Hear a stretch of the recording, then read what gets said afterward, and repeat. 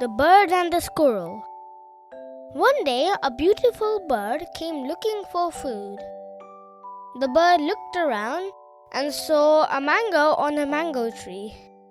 It was a ripe mango. A squirrel was eating that mango. The bird came near the squirrel. The squirrel was afraid of the bird and went aside.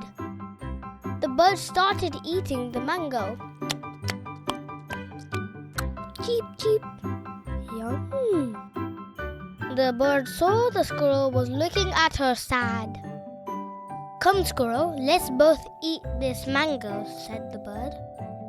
The squirrel was very happy.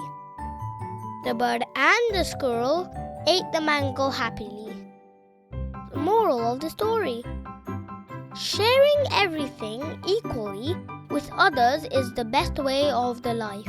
The end. Don't forget to like and subscribe to our channel, The Olive Tree.